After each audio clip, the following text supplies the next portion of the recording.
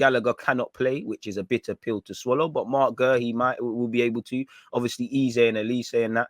But back to Arsenal, Brentford. First things first, we lost to them. So I want to beat them because of that. We lost to them, so we need to beat them. Simple as that. We lost to them, we need to beat them. I'm not going to lie.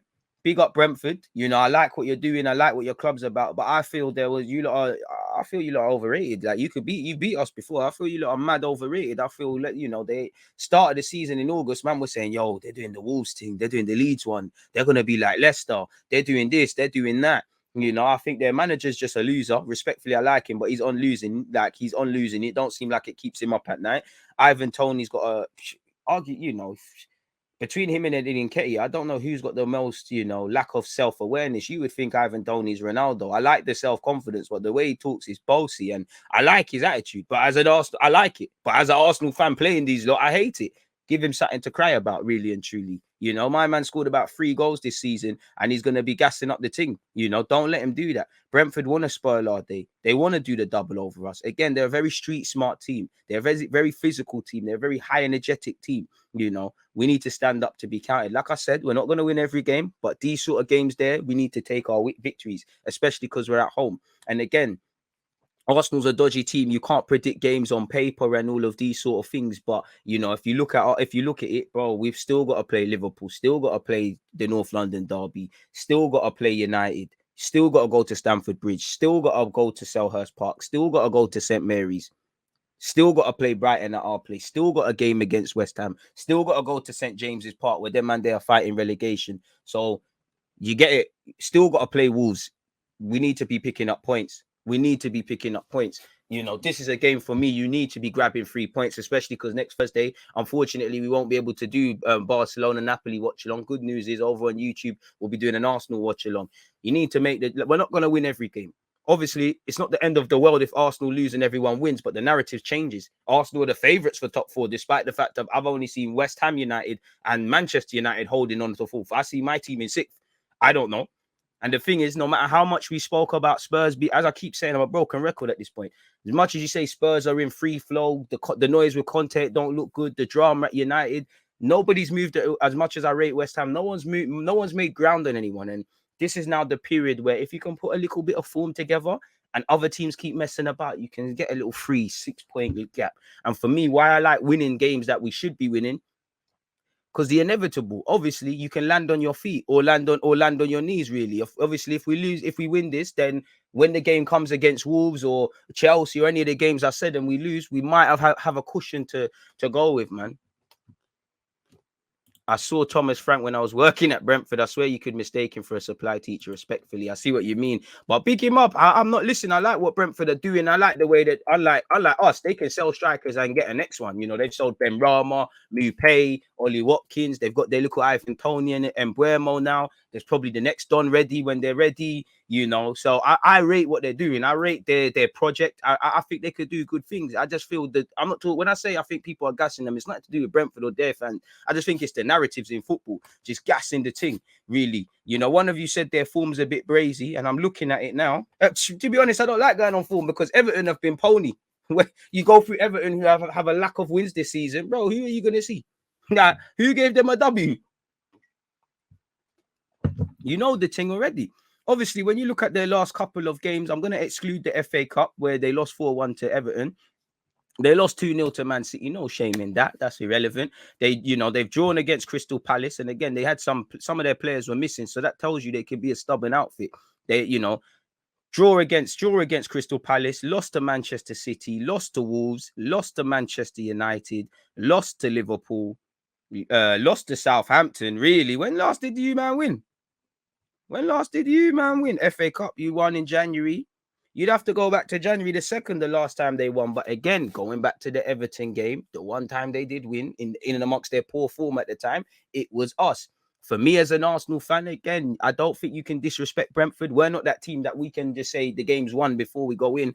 This is where you need 3 points, because if I'm Brentford and Ivan Toney and them, man, I'm sitting there saying, boys, our season starts again. We beat them in August. We can beat them again. We can move to them. They're overrated. They're pampered. They're young men. That's one thing that goes against us. Average age of 23. Brentford have got promoted from the Championship. So them, man, they are a bit more street smart and all of these things. and all of these sort of things to go with it. And these are things that you need to be wary of and careful of, and all of these sort of things, people. So we need to stand up to be counted. I'm happy because Tomiyasu is in training. I hope he's back. I think a team like Brentford, where Ivan Toney drops deep into the 10 like Lacazette, goes left wing, plays as a hold-up man, wins his first and second balls. I need Tomiyasu. And Buemo, obviously, the first and second balls and the off-field runners. One thing about Brentford, they can score goals at any given time. They do back themselves. They have got technical players. Obviously, if Ethan Pinnock plays, I think he's the Jamaican international, the best centre-half in the Prem. I don't think probably in the world, really. I don't know what anyone's got on him. You know, him, Mikel Antonio's also the best in the league. Leon Bailey, the best in the world. To get it, but we're still gonna have to rise to the challenge, really and truly. And then, you know, again, they don't let them do the double over us, man. Don't let them do the double. That's all. I hate when teams do the only ones I'll accept doing the double over us, and I don't like this word accept, is City and City and Liverpool. And obviously, because their men are sick. There's teams that are better than us, but I don't want to accept the double from anything else. Them man have won the league in very recently. And you know, Ivan Toney, they don't want him to do that. Oh, what's that? So, oh, I'll kick about with my friends. I'm not here for that. Is there a like button on Twitch? No, but you can follow and subscribe. Head over to my YouTube thing and hit a like button on that one. Apparently, Arsenal have only ever beaten Brentford in 2 out of 11 league meetings. So, boy, it might be brazy. It might be brazy. I'm kind of nervous for the game. I'm not going to sit here and cap to you lot, people. Pardon me. The last time Brentford visited the Emirates Stadium was in September 2018. Lacazette scored the last goal in a 3-1 victory, people. And apparently Christian Eriksen scored in his last Premier League appearance against Arsenal in a 2-2 draw with Spurs at the Emirates. It's written in the stars that my man comes off the bench or gets involved and does something against us. I'm sure Spurs fans would be eagerly wanting that. Brentford are the only team Arsenal have not won at least one match against in the Premier League, people. And again, as much as the form isn't the best, you know, we have won 5 and lost just 1 of our last 7 games in the Premier League. And that loss came with 10 men against Man City. I don't think we've been perfect in these games, but context is key. Arsenal have kept 5 clean sheets in our last 7 Premier League matches, people. Of the 3 goals we've conceded, 2 have come from the penalty spot. So there's that. And as I said, Brentford have not won in their last 7 matches in all comps, people. And their last 0-0 and their 0-0 draw against Crystal Palace ended a run of 6 straight defeats. So again, form goes out the window. We've seen it as an Arsenal fan, but these are games, man, I have to win. If you're serious, these are games you need to win. There's no excuses. You know, you either get the 3 points or you don't. Simple as that, really. On the topic of Arsenal Brentford as well, folks, don't forget, I'll be doing a watch along. Shout out to the one person who has hit the like button for that on YouTube. Make sure you can do that, people. Again, there it is. That's the first link. Shout out to me for posting that in there. And then obviously at 11:30, we head over to shout out to the 2 people who hit the like button there. You know, we head over to YouTube quickly. 4:30, don't forget, we'll be playing Football Manager. In between that, I've got to go to the gym and sort out some life admin. Media lover Brentford, not the same as Liverpool and Tottenham. Trust. Nothing but a win will do for us if we mean business about top 4. Just a bus stop in Hounslow. Brentford are definitely highly overrated. Brentford are in horrendous form. Boy, it's brazy. And like we said, man, need 3 points. It's as simple as that. Like anything less, there has to be question marks on individuals, really and truly. Games like that you need to win, especially because, again, you look at Arsenal's next games, again, in no order. What, you got Wolves next. Midweek again, them man are going to be they're going to be more on it than Brentford. You know, worst case scenario, Brentford are sitting there like Everton and saying our form goes away.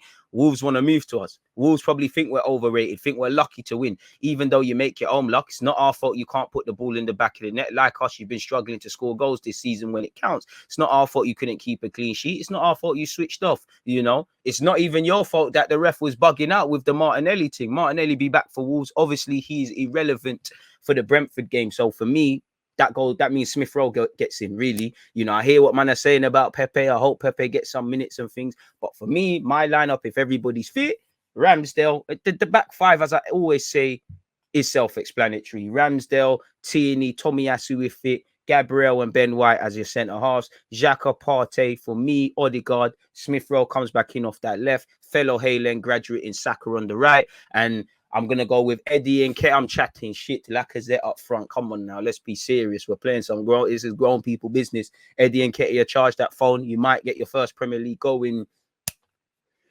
Well, he scored against Fulham when we needed it, innit? So let's hope the line rings, innit, really and truly. Put yourself in the shop window. That's my lineup, you know. If I had to go for a prediction, I'm going to say 2-1 Arsenal. But truthfully, I'm shook at Brentford. I'm just shook because just feels like everything's been going too well for us in the last couple of weeks, man, really. So it's almost that sort of back thing in the back of your mind. But if we're serious, we have to win. There's no excuses. Anything less, then I don't think it's the end of the world. But you need to win. Obviously, as well, because as much as top 4, if you can't get top 4, man, have to get top 6.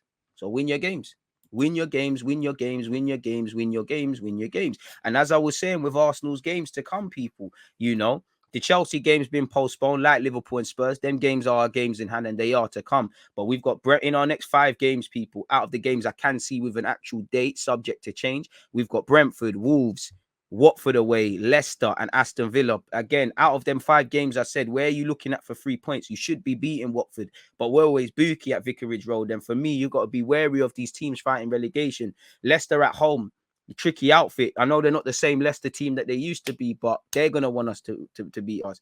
Aston Villa away, I'm kind of shook. I'll be real with you. I'm kind of shook of what Gerrard's doing. Again, when you look past the narrative of what Gerrard's doing and the results, they're not as invincible as maybe thought. But, you know, it would Kaya Jarupkin's client, Coutinho, probably will put a big FU to Arsenal fans and Arsenal for not probably signing him. So, boy, you need to pick up wins. You need to pick up wins. I can't convincingly say we're going to beat Wolves. I can't even. We should be beating Watford away. We should be beating Leicester with their current form at home. If I'm real, you should be beating Aston Villa. Respectfully, I can't lie. As much as they've got attackers, their defense is shit. Let's be real. Any defense with Konza, Mings, Courtney Howes, their defensive options, big up Luka Dean and Cash and their keeper Martinez, there's always an answer. But again, football isn't one on paper, and we can only look in what's in front of us currently. Again, it's Brentford. So man have to stand up to be counted. It's as simple as that, really. What else is there to say? As I said, away from Arsenal, you've got Brighton, Burnley. I hope Graham Potter's men win after a disappointing performance against United. I want Burnley to go down, if I'm honest with you. West Ham, Newcastle should be a good game, and that's the 12:30 kickoff. If I had to pick a winner, obviously I'm going to pick West Ham, but I hope Newcastle can be a bogey team. You've got Liverpool, Norwich. You'd expect Norwich to get smacked. Southampton, Everton. That's going to be an even game, really. Aston Villa, Watford. Crystal Palace, Chelsea, Manchester City, Tottenham, Leeds United versus Manchester United. You've got Wolves versus Leicester, and that's that really in terms of the next fixtures to come in the Premier League and things like that. So yeah, let's make a little timestamp of that. So yeah, man, it is what it is. It is what it is. It is what it is. Fox in the bin to fantastic. Fox needed. Eddie didn't pay his bill. I just hope we turn up as a team. Trust. DG, why are you getting at Eddie Lau? I'm not getting at him, but he's tired, man.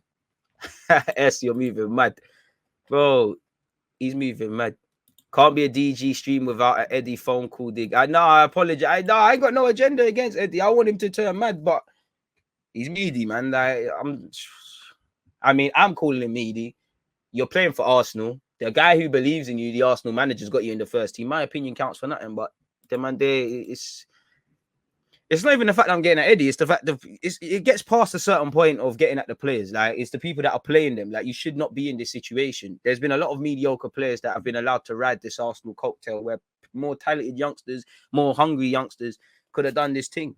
And what I don't like is man start thinking they're better than they are. I see it with one striker's on loan at Borough and one's here. Like, as much as I like the Borough one, man think they're better than they are. Like, you can see it with the social media antics and how they carry on. And I can't blame them when thousands of people are gassing up your thing. And to be fair, as much as I get Eddie, he's got more hat tricks for this club than a 52 million pound man that's our captain and leading the line. I'm not saying these guys are bad guys, but fundamentally, it's meaty.